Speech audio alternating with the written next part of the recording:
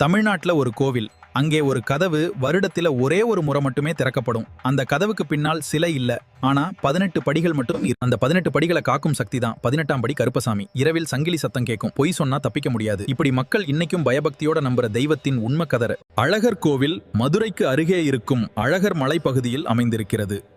இந்த கோவிலின் காவல் தெய்வம் தான் கருப்பசாமி. இங்குள்ள சன்னதியின் மிகப்பெரிய விசேஷம் என்னன்னா, கருப்பசாமிக்கு சிலை கிடையாது. 18 படிகளே தெய்வமாக வழிபடப்படுகிறது. கதவு எப்போதும் மூடியே இருக்கும். பல ஆண்டுகளுக்கு முன்பு அழகர் கோவிலின் சக்தியை கைப்பற்ற 18 மந்திரவாதிகள் வந்ததாக கூறப்படுகிறது. அவர்கள் கோவிலின் உள்ளே இருக்கும் தெய்வீக சக்தியை திருட முயன்றனர். அப்போது இரவு முழுக்க கருப்பு மேகங்கள் சூழ்ந்தது. மலையில் குதிரை ஓடும் சத்தம் கேட்டது. அந்த நேரத்தில் கருப்பசாமி தோன்றினார். கருப்பசாமி கையில் அரிவாள், இடுப்பில் சங்கிலி, கண்களில் நெருப்பு. அவர் அந்த 18 பேரையும் அழித்ததாக கூறப்படுகிறது. அவர்கள் விழுந்த இடமே இன்று 18ஆம் படி கருப்பசாமி என்று அழைக்கப்படுகிறது.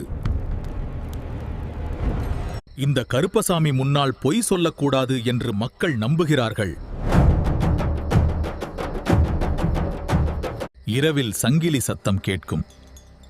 தீபம் தானாக அசையும். கருப்பசாமி குதிரையில் சுற்றுவார்.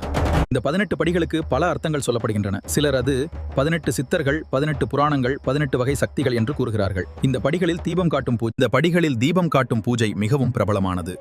வருடத்தில் குறிப்பிட்ட நாளில் மட்டுமே கதவு திறக்கப்படும் என்பது இங்குள்ள பெரிய மர்மங்களில் ஒன்று. பல பக்தர்கள் சொல்வது என்னன்னா, கருப்பசாமியிடம் வேண்டியது நிறைவேறியது. சிலர் இரவு பூஜையின் போது ஒரு அதிர்ச்சி சக்தி உணர்ந்ததாக கூறுகிறார்கள்.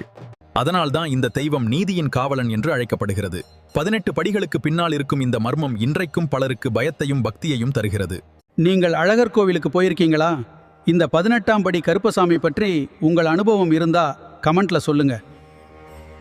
இந்த அதிசயமான 18ஆம் படி கருப்பசாமி கோவில் அமைந்திருப்பது மதுரை அருகிலுள்ள அழகர் மலை பகுதியில் இருக்கும் அழகர் கோவில்ல தான்.